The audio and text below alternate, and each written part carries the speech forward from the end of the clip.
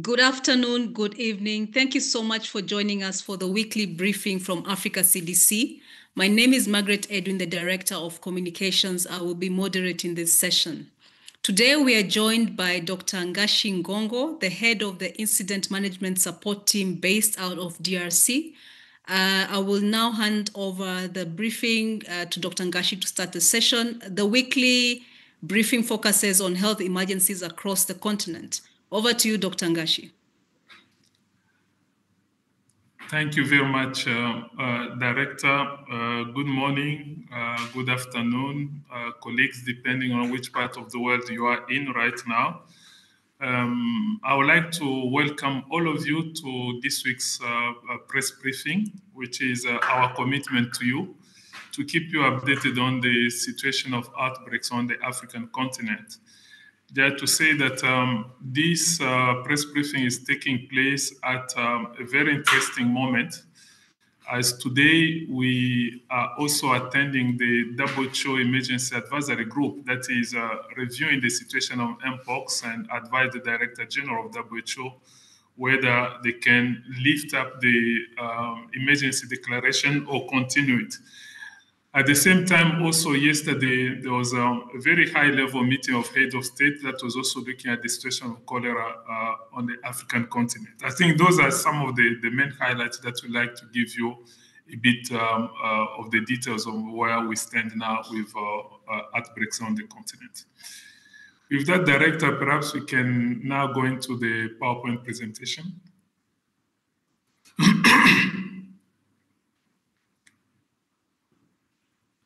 If we can get the presentation on the screen.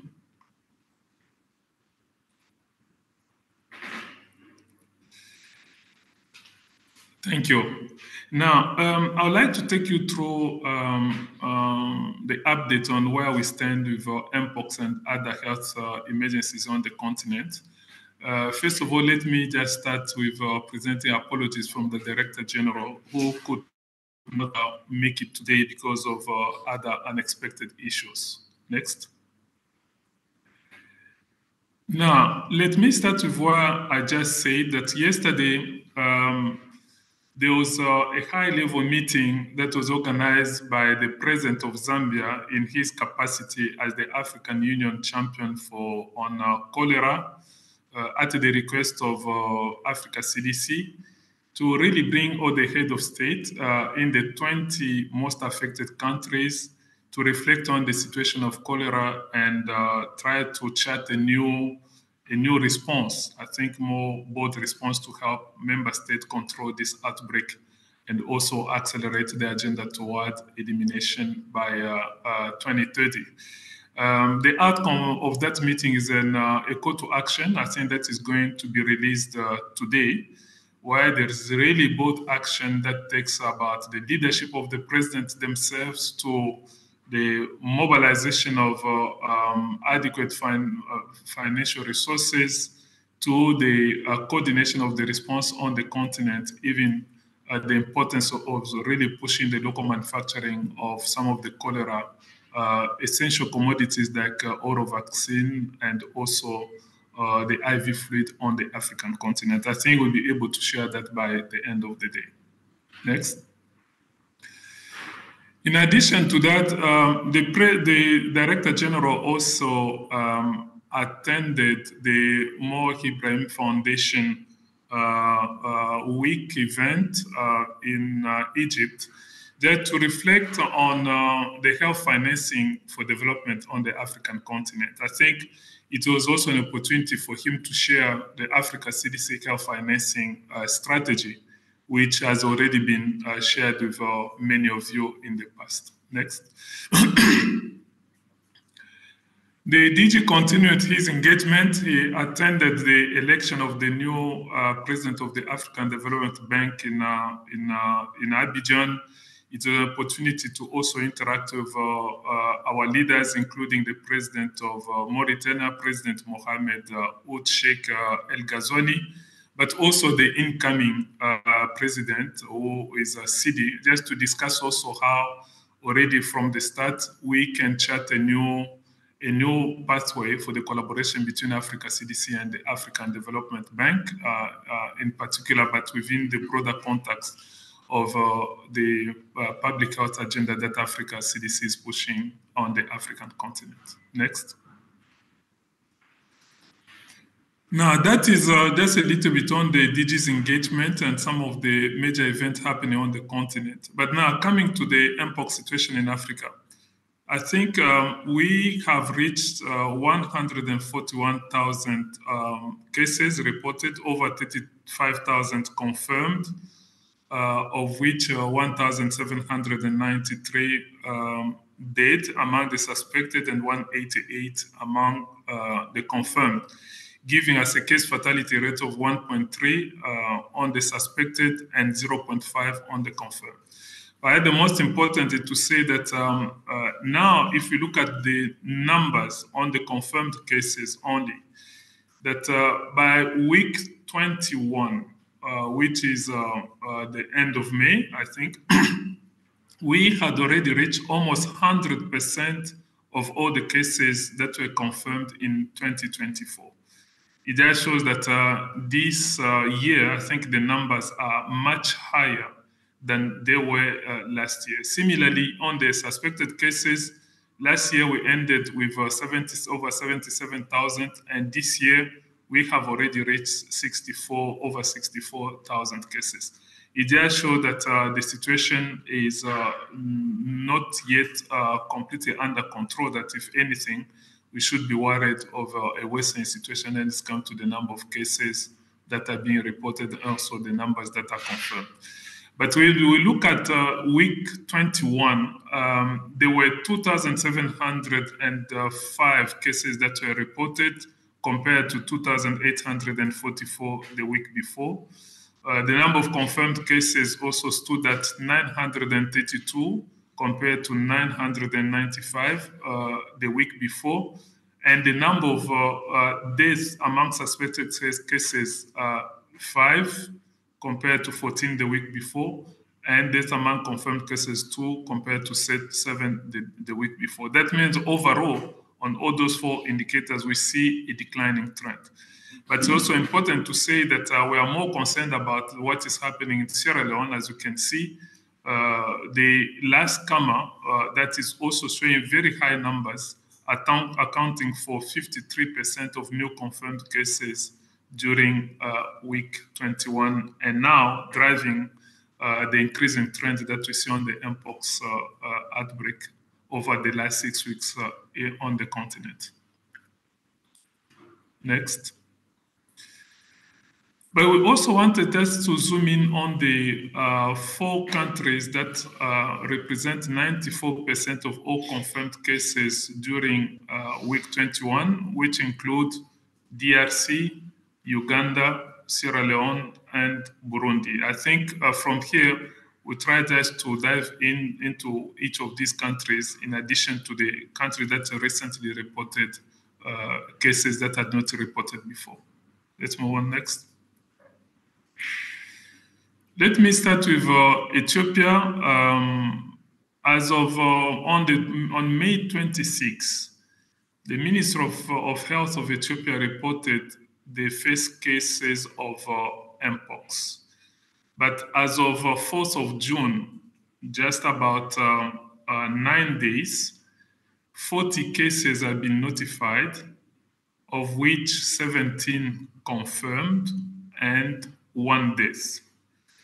And when you look at the performance on the laboratory side, we have testing coverage standing at 100%, and the testing rate at 100%, and the test positivity rate at 43%.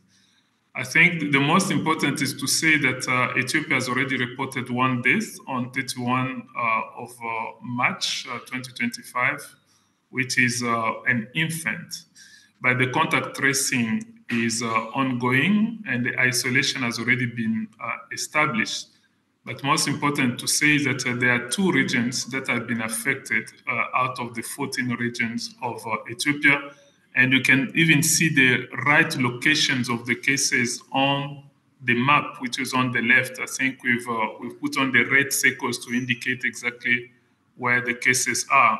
You can see that the first cases started in Oromia region, very close to the Kenya border, but there are also new sites that have also reported cases inside the country. Next.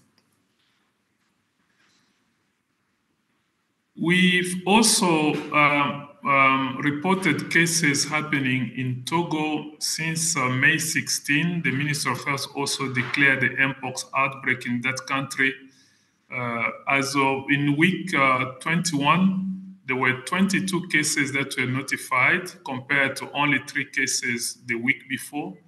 There were 5 confirmed cases compared to 3 cases the week before. No deaths yet reported from Togo.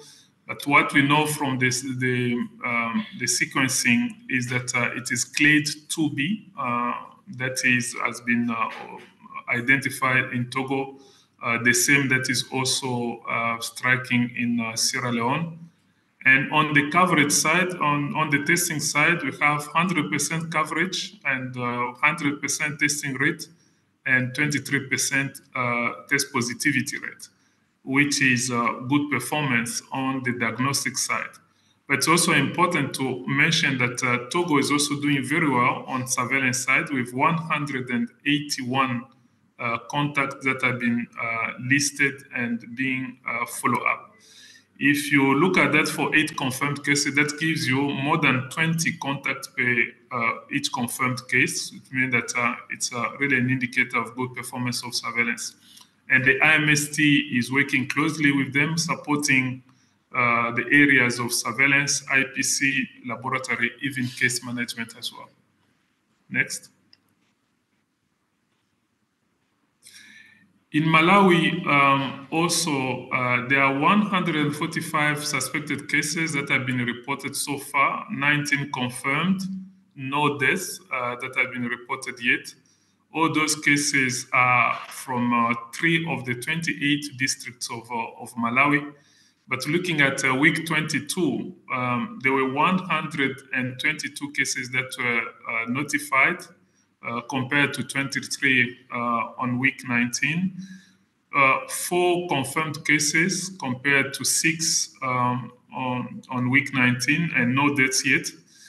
But also the description of the confirmed cases, children make about 15% of the cases. Males still dominate with about 90% of all the cases. And Malawi is experiencing clade 1B that was also identified in the neighboring Zambia. But on the testing side, testing coverage 100%, testing rate 100% with a test positivity rate of 13%. They are to say that about 249 contacts that have been identified, and all of them are being followed up out of the 19 confirmed cases. That also gives us an average of about 15 contacts per confirmed case, which is a good performance of the surveillance. But IMS is also supporting. There's a mission that is also planned for Malawi to try and really push our new strategy to be bold right at the start to try and control these outbreaks once they start. Next.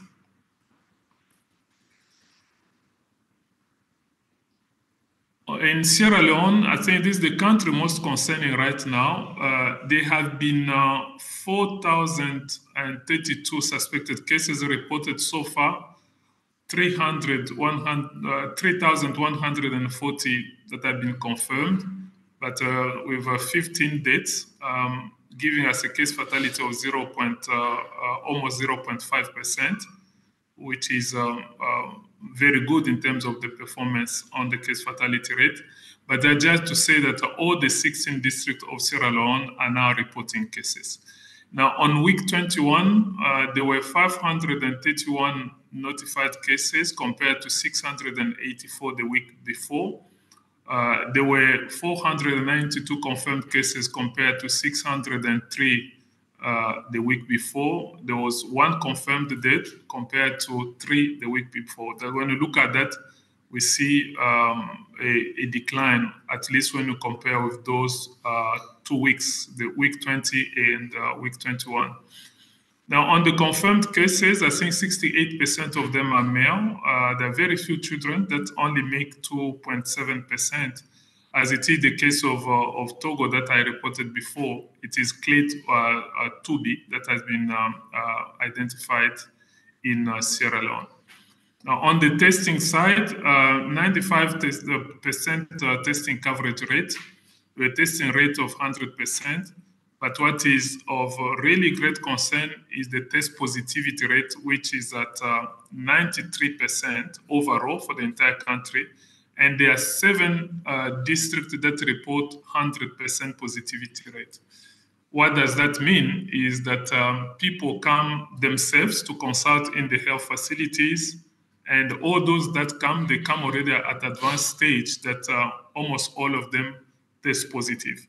It's just a reflection that the surveillance is primarily passive surveillance. I think that's already a major weakness, that more effort are really needed in Sierra Leone to reactivate the active surveillance.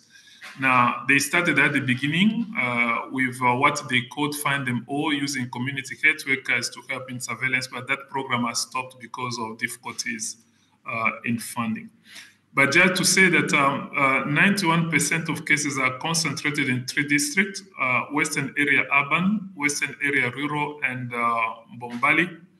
And this is a country where we see the high population density and tourism, which is one of the factors driving the spread of the outbreak.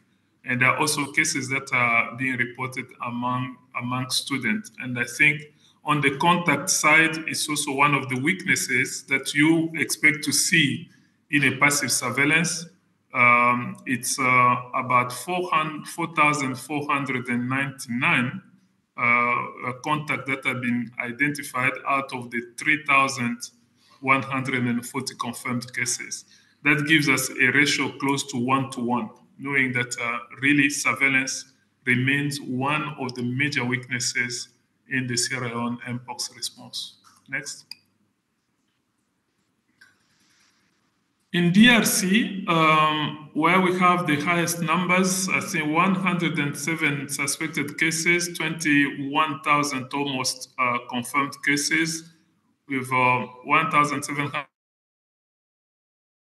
among suspected and 111 among confirmed, giving us case fatality rate of 1.7% among the suspected and 0.5% among the confirmed. Right now, it's 25 out of 26 provinces of the DRC that are being affected. But when you look at the overall trend on the graph, I think this is a country that is showing stabilization of the outbreak. But in week 21, there were 1,813 cases that were notified compared to 1,748. There were 213 cases confirmed compared to 182 the week before. That means that at least in comparison of those 2 weeks, we see still an upward trend in week 21. But when you look at the confirmed cases, males make 54% of all the cases. Children account for 36%. And there's a co-circulation of clade 1A and clade 1B. On the testing, I think the major weakness in DRC has always been the testing coverage, which stands at 27% now. So it makes it very difficult really to interpret the stabilization that we are seeing, because at least 3 out of 4 cases remain untested out there, meaning that what we are dealing with is just a tip of the iceberg as well. On the testing rate, laboratories are performing very well. I think all the samples brought to the laboratory are tested. That's in the testing rate of 100%. The positivity rate now stands at 43%. Now, important to say that in the DRC, the Kivus were the epicenter of the epidemic. That is on the eastern part of it that was also affected by insecurity. we are seeing the stabilization of cases in the Kivus, which is really good news. And the vaccination is ongoing right now. And that's also an area that we have deployed epidemiologists to be able to support the intensification phase of the response. Now, currently, there are 6 provinces that account for 97.5% of all cases reported in week 21. That is North Kivu, Kinshasa, Sud Kivu, Tanganyika, Chwapa, and Equateur. That will be also the provinces that have been prioritized for the intensification of the response in the DRC. Next. Now, on the vaccine delivery, I think some good progress. I think that can be reported on that side. I think there are about 2.9 doses that have been released and shipped to the countries, and 11 countries that have received vaccines, 7 that are vaccinating right now, more than 726 doses administered, and of which 22% of children. That's mainly in the DRC. I think the only country that is now vaccinating children below 18 years. Sierra Leone and Zambia were approved during the 4th round of allocation to receive 51,160 doses of Mpox. And there are also new arrivals, I think, in the DRC, 100,000 doses from France, 1.5 million doses from Japan, that is the LC16, and also 20,000 doses from UAE as part of the bilateral agreement between DRC and UAE. Next. Now, that is it for Mpox. I would like that to switch a little bit on cholera. To say that yesterday, the president of Zambia, as I said in my intro, convened the meeting with 10 heads of state, the 20 member states that were invited because there are those that are affected by cholera, 10 member states that were represented at the level of the president or the vice president, and another 10 members that were represented at the level of the ministers. The situation that they reviewed is the number of cases of cholera. As you can see, between 2022 and 2025, the situation has really been on the upward trend. Already in May 2025, which represents just 5 months into 25, we have already exceeded half of all the cases that were reported in 2024. That's saying that the situation is still of great concern and it continued really unabated.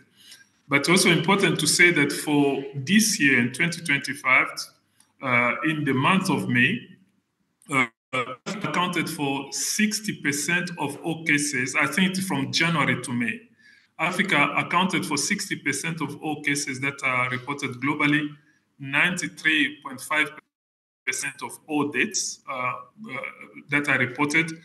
But when you compare also the year 2024 and 2025 within Africa itself, we see that from January to May 2025, there have been a 24% increase in the number of cases and 52% in the number of deaths. That's showing it is a situation which is really deteriorating. That's why that meeting was convened yesterday. Next. When we try to zoom into the 4 most affected countries, that is Angola, DRC, Sudan, and South Sudan, these 4 account for 85% of all cases reported in Africa and 92% of all deaths reported on the continent. And the children make a significant proportion of the burden, accounting for up to 47% of cases and 37% of deaths. But if you look at the countries themselves, South Sudan is the one reporting the highest number of cases with 48,828 cases and 908 deaths. It is followed by DRC with 25,520 cases and 557 deaths. And Angola with 21,000 cases and 630 deaths. and then Sudan with 13,743 cases and 296 deaths. But the most concerning is also the fact that in all four countries, the case fatality rate is high. You know, the expected is less than 1%, but all of them are close to 2% and above. South Sudan is at 1.9%, DRC is 2.1%, Sudan is 2.5%, and Angola is at 3%. That is why it is of so great concern that this is really the time to accelerate the response and change the current trend. Next. We also looked at the key factors that drive the cholera outbreaks on the continent. I think some of the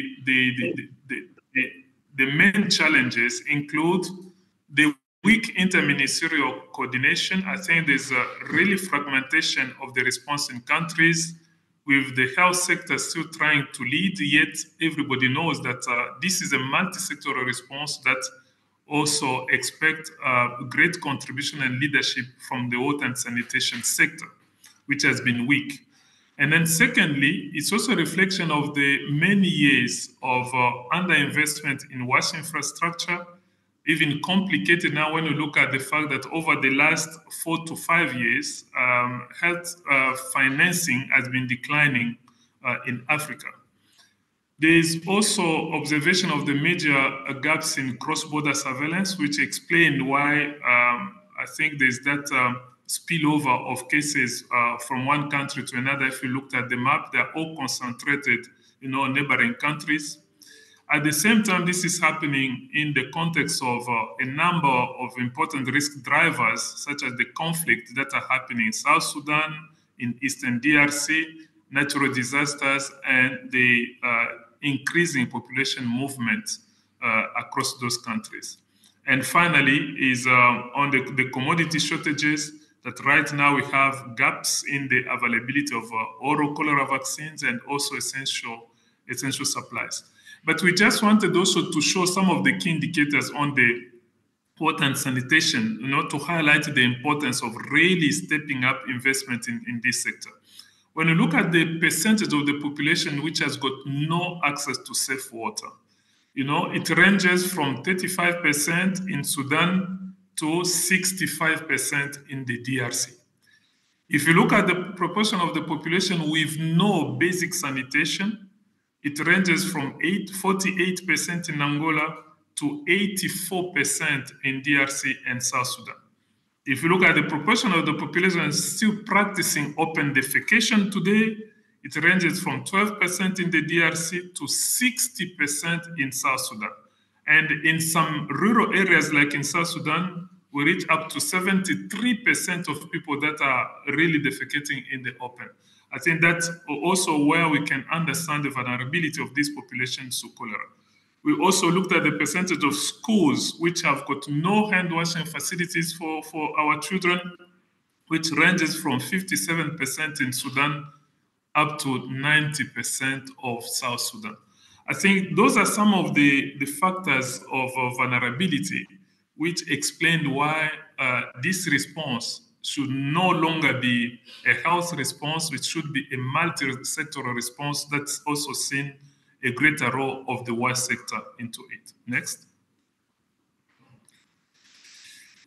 Now, looking at the availability of essential cholera supplies that we spoke about, one of the things that came out of the discussion is that when you look at the global oral cholera vaccine production capacity in 2024, it is just 37 to 50 million doses that could have been produced, and all of it from one single manufacturer globally.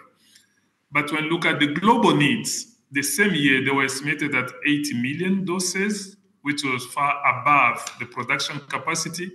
You look at the African needs alone, 43 million, meaning that Africa could actually use the entire global production, but Africa only received 26 million doses because of the fact that these doses had to be distributed also to other regions.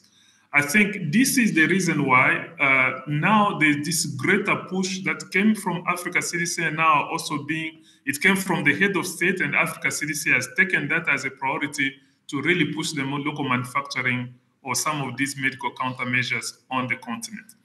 There are three manufacturers in Africa that really have the capacity to do so. And also the level of investment that is required is only 150 million, in financing, in addition to ensuring that through the Africa Food Procurement Mechanism, we can also secure the demand to be able to create the volumes important to sustain the market. Just to say that these are doables. 150 million is not an insurmountable amount that really African countries can really afford to invest to be able to contribute to making these life-saving vaccines available to the African people.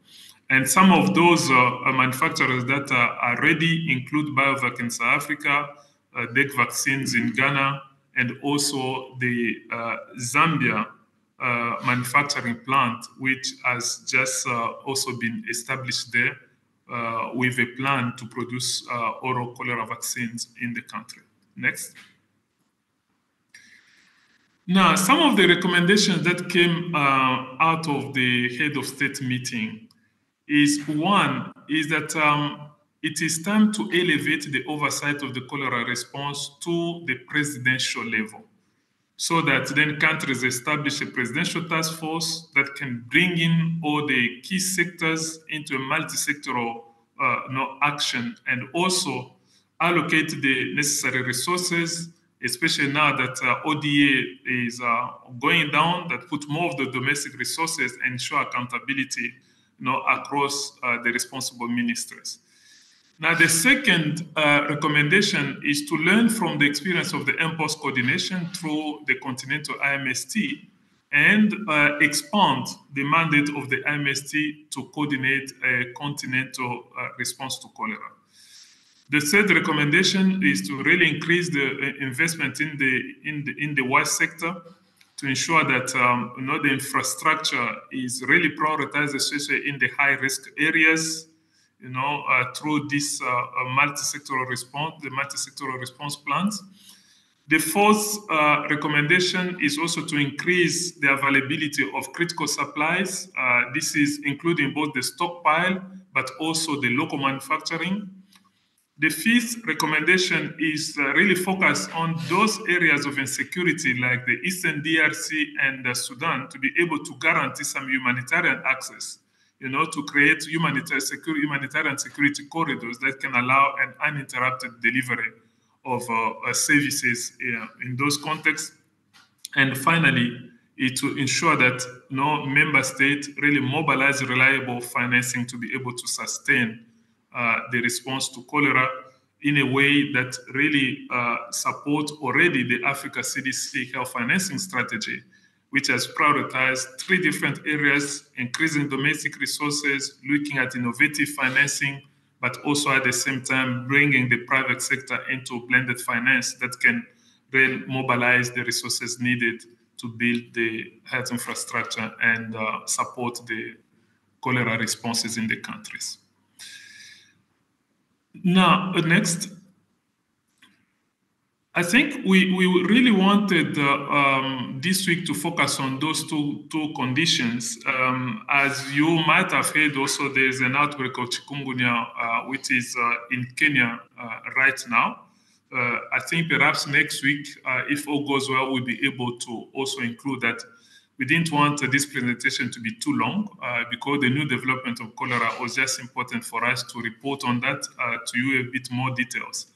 But in summary, what we can say that we see this high-level commitment from the African head of state really to accelerate the response to cholera, also bring all the key ministries together, including the Minister of Health, the Ministries of Water and Sanitation, and also the Ministries of Finance, because of the key role that these three ministries have to play, in addition to all the other ministries also that have to contribution to make.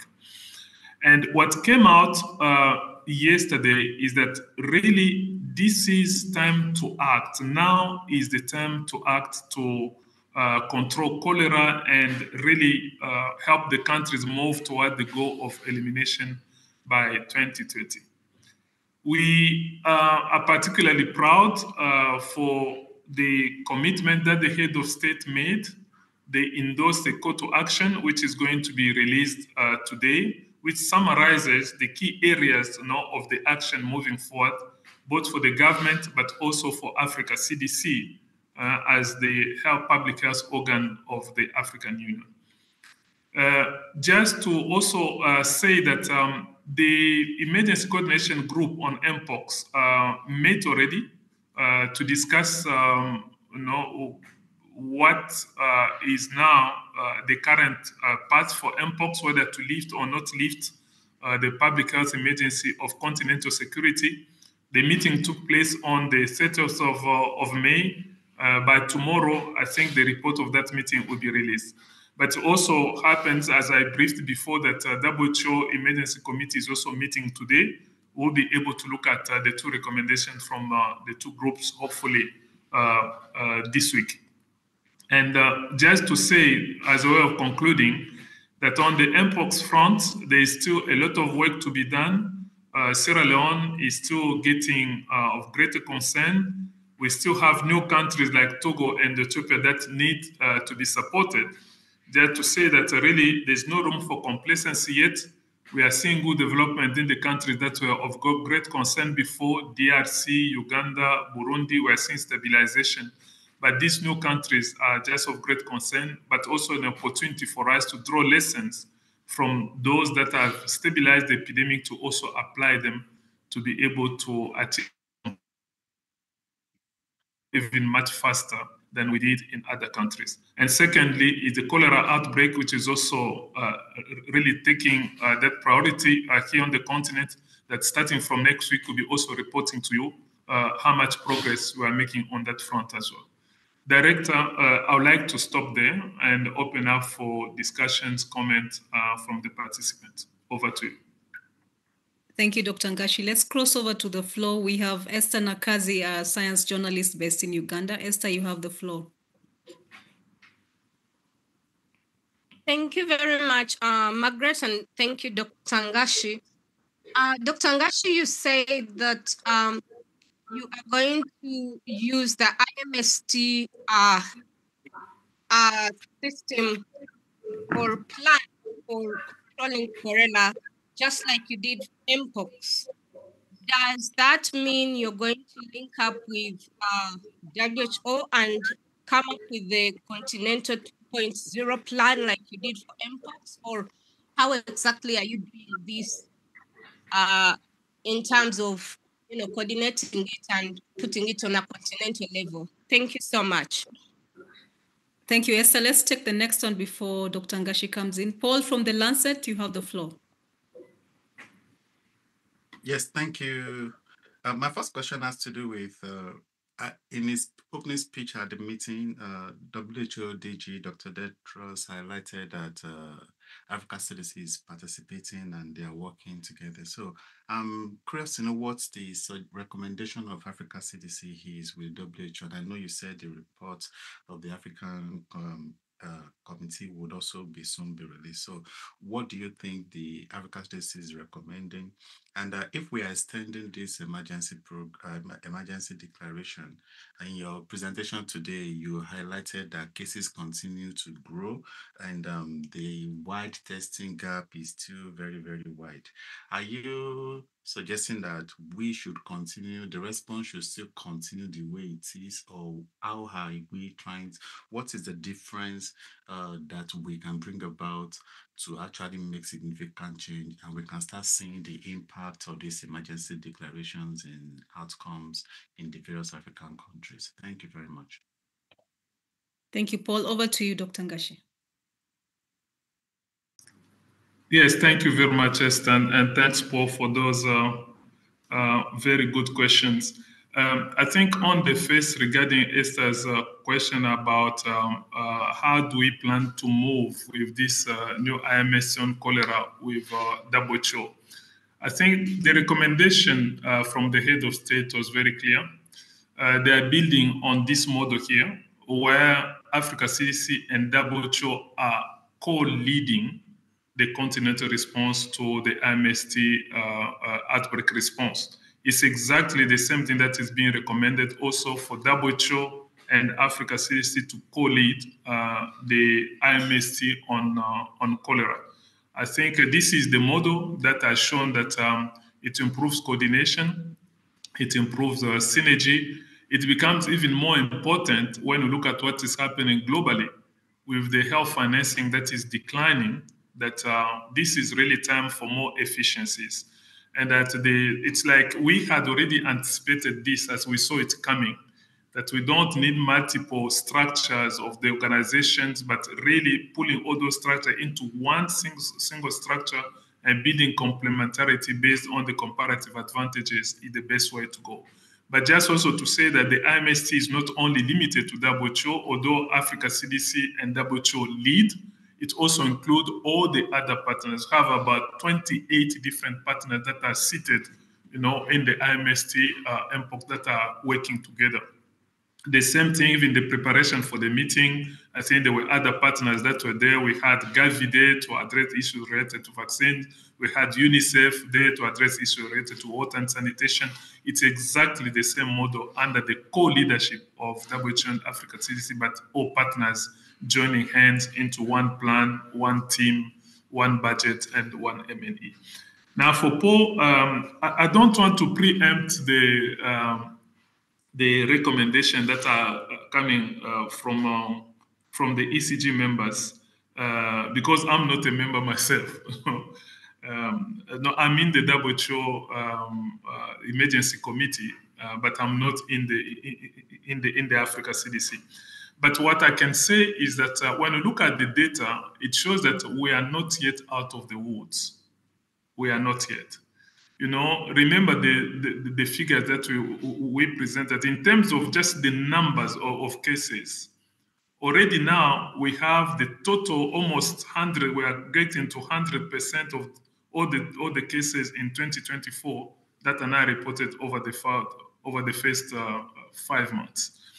If you look at the spread of the outbreak within Africa and beyond Africa, you see that we've seen clade 1B also spreading and clade 2B also spreading.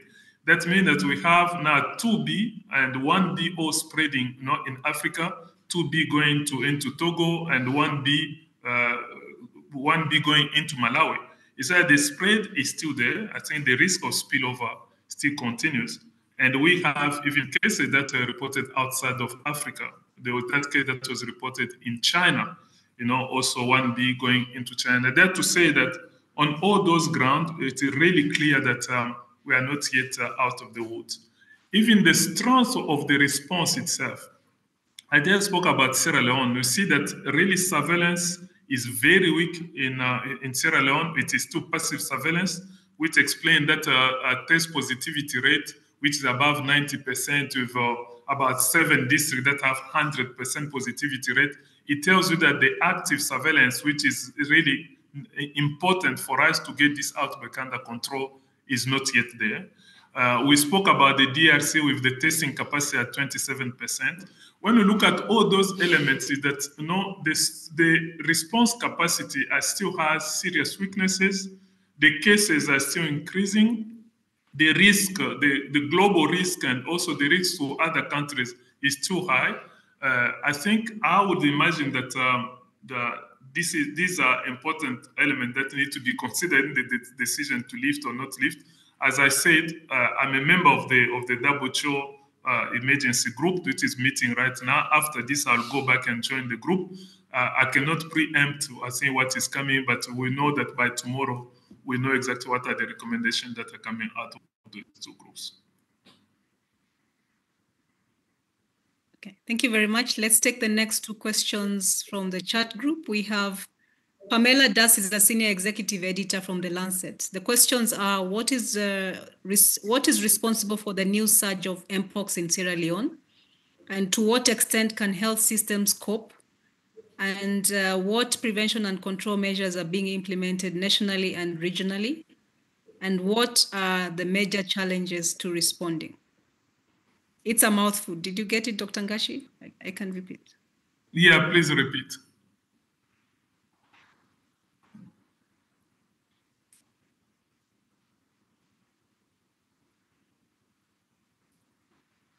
Yeah, Director, can you repeat?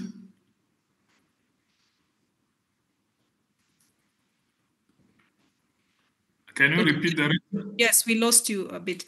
So there's a couple of questions on the surge of Mpox in Sierra Leone.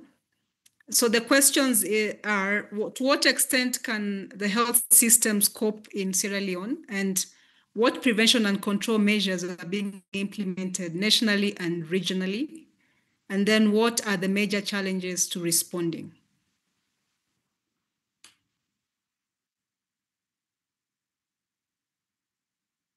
I think you can take those ones first. Yes. Let me just take first. The questions are what can explain the spread of Mpox in Sierra Leone? I think, as you can see, that Sierra Leone neighbors were affected before. Liberia, we had cases in Liberia, we had cases in Guinea, and also the weaknesses of the cross-border surveillance explains why this spread continues from one country, continues spreading to other countries. Now, the major challenge is that in terms of the prevention and control measures that are being used, they're the same ones. I think the same traditional measures that are being used. Number one, just make sure that all the cases through surveillance are identified, tested for confirmation, and isolated to interrupt the transmission. That is one. And two, make sure that the communities are educated, have the information to be able to apply all the preventive measures related to good hygiene, especially avoiding contact with anyone that is symptomatic. Number three, identify all those that have been exposed to the virus and educate them on prevention, but most importantly, monitor them closely so that if they do develop symptoms, then they can be isolated to also stop the transmission. In addition to that, if vaccines are already in the country, this is a priority group because they have been exposed, vaccinate them within the 4 days of exposure to help them also avoid developing the disease. I think those are the traditional measures. And for all those that are sick, confirmed positive and sick, then you isolate them and give them a comprehensive treatment that includes clinical care, includes psychosocial support, and also it includes also the nutritional support that there to make sure that you really reduce the case fatality rate as much as possible. I think those are the measures. But the main challenges in Sierra Leone is that one, for the surveillance to work, you need the active surveillance, community-based surveillance through community health workers that can then be doing, home visits to be able to educate people, show them the symptoms of the disease, and then identify all those that have symptoms to get them into the, to the surveillance team to be assessed if they have the disease, then to be sample tested to confirm if and then manage them properly. In Sierra Leone, one of the major challenges is that they started at the beginning with this program they called Find Them All, which was using community health workers. For lack of funding, they have stopped that because they don't have funding anymore to continue that program. As a result, the surveillance system has collapsed. And now they've gone back to passive surveillance, meaning they're just waiting for people that develop the disease and become advanced in the disease who come themselves to consult normally at the health facility. That is the point then they identify them. I think that's the reason why we reported that 100% positivity rate. I think among the challenges, really the leadership is very much committed. We need to give them credit to that. They are very much committed to the response. One is the weak health systems, saying which is not the result of Mpox, but Mpox is just thriving on that weak health system, which explains the reason why the surveillance system is weak, the data system is weak, they don't have enough healthcare workers. It's a weak health system to start with. Now, worsened also by the fact that we are in the financial crisis now with declining development assistance. That also comes at this time and then worsens then the situation in Sierra Leone. They don't have funding to be able to then strengthen the system to be able to respond adequately. I think those are some of the things that explain the reason why the situation is what it is in Sierra Leone. But in terms of the response, the IMST is really working with all the partners to start from the beginning. One is that we are mobilizing all the resources that are needed to be able to mount a strong response. Financing is one thing that we are working. We are working on getting them the vaccines, as announced, that we just allocated again 50,000 doses of vaccines to Sierra Leone, to be able to vaccinate all those that are exposed. We are also sending the technical expertise to be able to beef up the complement of epidemiologists in the country. And then finally, we'll be working with them to really support the reactivation of the Find Them All, which is community health workers, to be able to, again, push the active surveillance. Those are some of the areas that we are supporting them. With the community response, we also want to push the IPC, the Infection Prevention and Control, because of the fact that you remember at the end, the number of cases that we identified in Sierra Leone exceeded the capacity to hospitalize them. And therefore, the care of people with Mpox in Sierra Leone combines both those that are advanced, isolated in the health facilities, and those that still remain are taken care of at home. Taking care of at home requires also community health workers and also the IPC supply to be able to prevent further spread of the outbreak. That's the kind of support that we are providing to Sierra Leone. Thank you, Dr. Ngashi. Let's move back to the floor. We have Kemo Cham from Mano Reporters. Kemo, you have the floor. Over to you. We'll go to the delegation at the border. Hello. Thank you. That was how Hello, Kemo. at the border. Hello.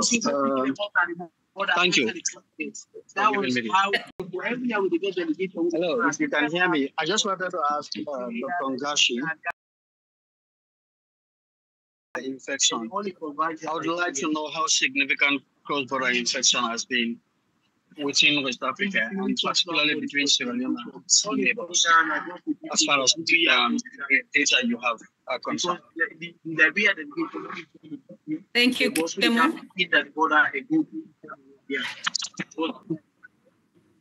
Let's take the next question. We have Edith Mutethia from China Daily Reporter.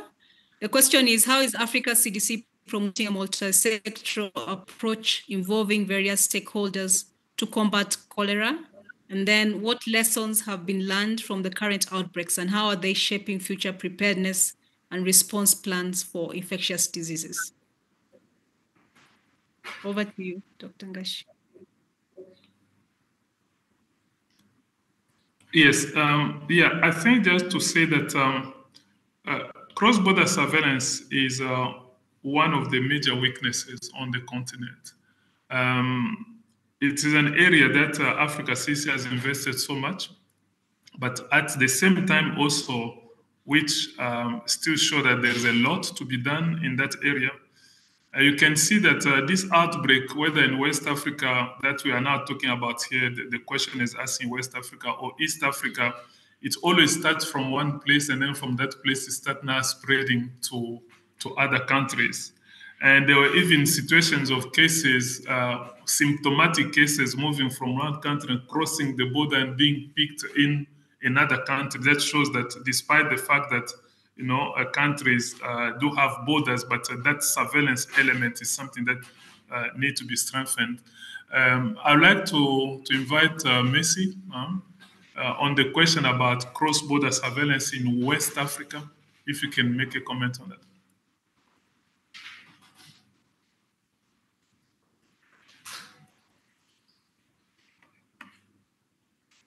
Thank you. Thank you so much, Dr. Ngashi. Actually, Africa CDC has been doing quite a lot on cross-border surveillance in collaboration, definitely with other partners like IOM. But just to give you a snippet, that we've been seeing a number of outbreaks, not only Mpox, that really are showing that potential of cross-border. And we're seeing Lassa fever, where we have in multiple countries in West Africa being affected.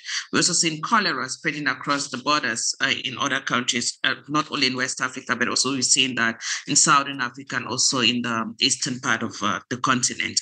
And at Africa CDC, we have a cross-border program, and we've actually been mobilizing the member states within the regions to build strong or robust mechanisms for information exchange. We've also been able to shape that space in bringing countries together to identify key indicators and key information parameters that are common across different countries, and they have actually agreed to share those information that's critical across several of them. And these are some of the areas that we intervene in. In addition, one of the things that we're also pushing for is for member states to have legal instruments that are binding across borders, where they can be able to really not only have this in paper, but again, affirm this kind of information sharing mechanism. Lastly, is also building the capacity for countries to be able to have robust data infrastructure, whereby information that are shared by their counterparts are also secured. And this is an approach that we're using to also ensure that countries are able to build trust amongst themselves, so that they know the information that they're sharing is also secured by their counterparts. At the IMST level, what we've been able to do in collaboration with IOM is to organize cross-border meetings, whereby countries are able to come together, the different districts across that share borders with within across different countries, we're able to come together to identify the common challenges that they face. And one of those challenges was the fact that we don't really have legal crossing, or more or less gazetted crossings. And this actually shows that our borders are quite porous. So they were able to identify those key areas that they feel like there's high mobility across them, as well as key populations like the IDPs or refugee camps that require some sort of information sharing across borders. And this has actually helped in different countries to be able to, especially those affected, to be able to share information with their counterparts, and also do contact tracing across the borders. Over.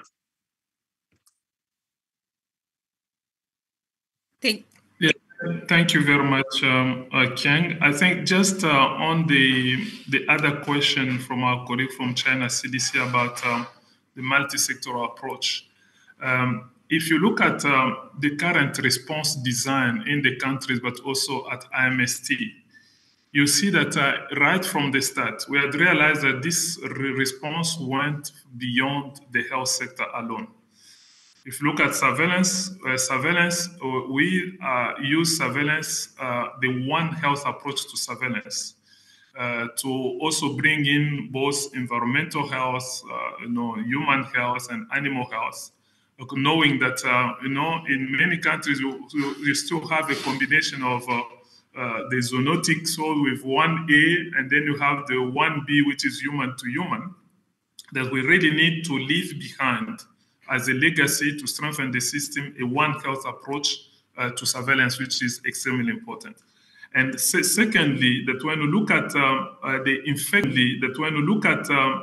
infection prevention and control approach that we are using, you have the health sector, but at the same time, you also have the water and sanitation sector. Recognizing that everything that we talk about, hygiene is extremely important. Access to clean water are important components when you talk about infection prevention and control. In the case management, we have the clinical case management. We also have psychosocial and mental support, and we do also have the food and nutrition support.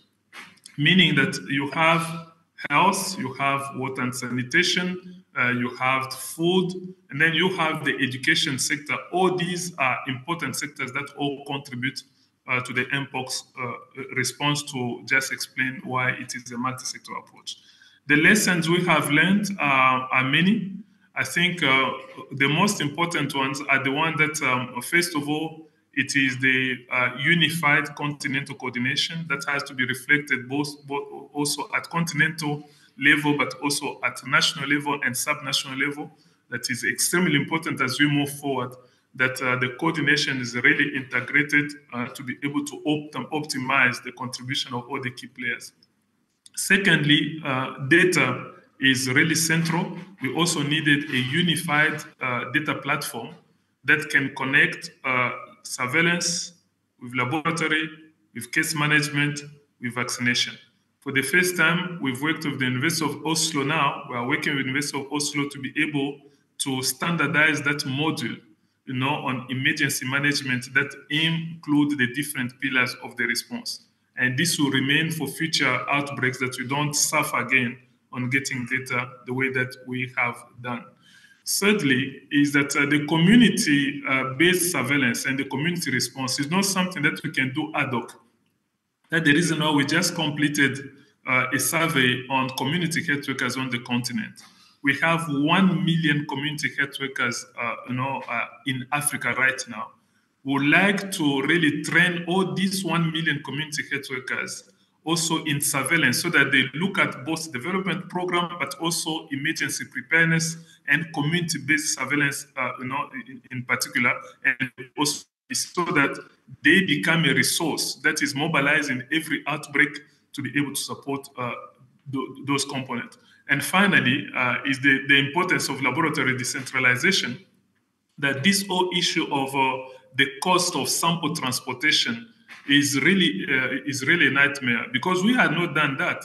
Then when USAID decided to stop its funding, we saw what happened in DRC and Uganda as well, because they were paying for the sample transportation. So what we decided is to decentralize laboratory capacity so that every single district can test some of these pathogens locally. For the future, then some of those barriers and the delays in testing will be addressed for the future. I think those are just some of the lessons that will carry forward as a legacy of Mpox, and also to strengthen the resilience of our system. Thank you, Dr. Ngashi. Let's take the last two questions. We have Paul, you have your hand up from the Lancet. Is that a new hand? Yes, please. So very quick follow-up question. You've mentioned the amount of vaccines that have been rolled out, and you mentioned that some countries that are reporting cases are still yet to roll out the vaccines, and we still have a wide gap between over 2 million doses received and just under 1 million distributed so far. So currently, what are the key factors delaying the rollout of these vaccines? I remember you mentioned some millions of dollars needed by UNICEF to get some vaccines. So I just want an update on the current bottlenecks for vaccine rollout on the continent. Thank you, Paul. Let's take the last one before Dr. Ngashi comes in. We have Kate Lay from The Guardian, UK. The question is, can you tell us more about the Mpox vaccines in Sierra Leone? Are there issues with funding community health workers likely to harm? Are there issues with funding? Are there issues with funding community health workers? Funding community health workers likely to hamper Dr. Ngashi? Yeah, thank you very much. I think, Paul, the problem of vaccine is availability. I think that's the main problem right now.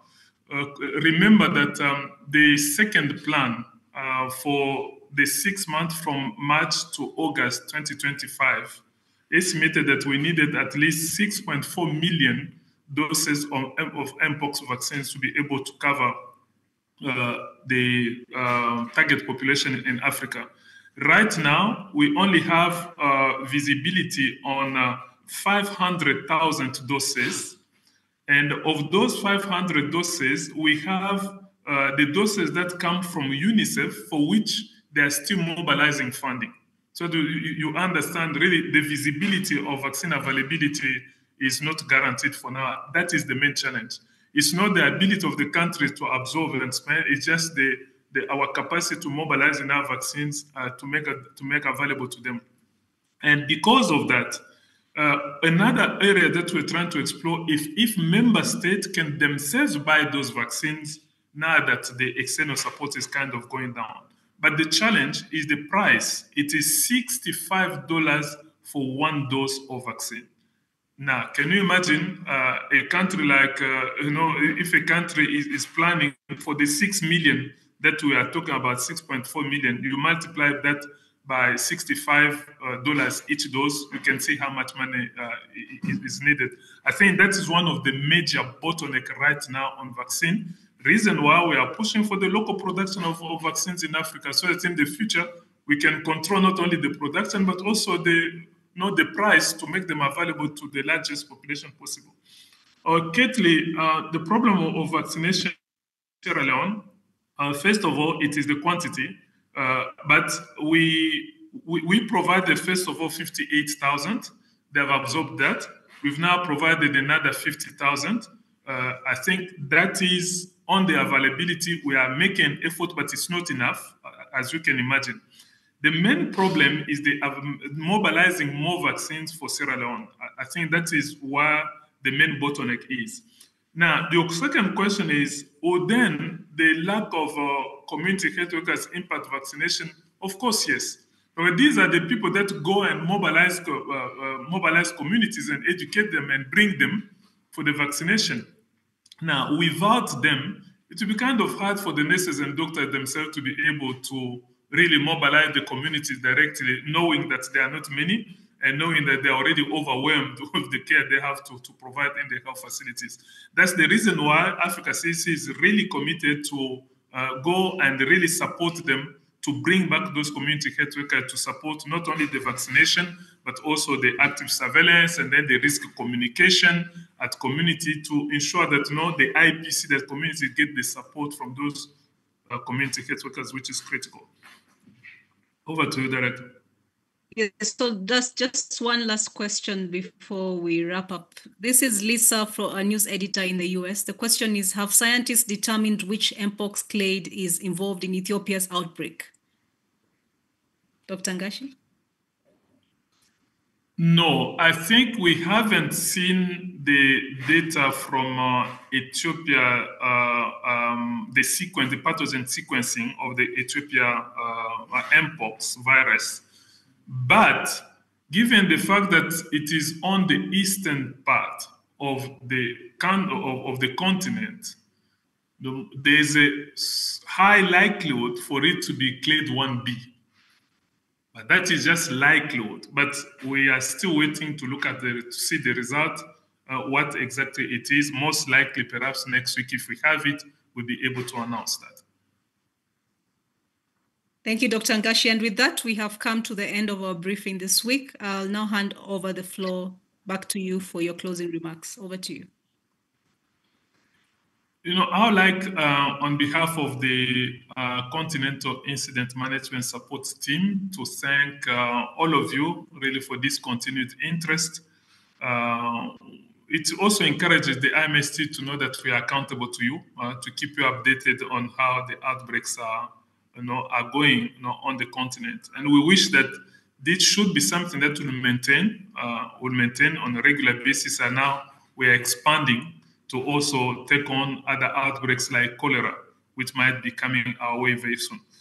But it is very important that the future of Mpox, or our response to Mpox in the current context, will very much rely on the outcome of the ongoing. But it is very important to Mpox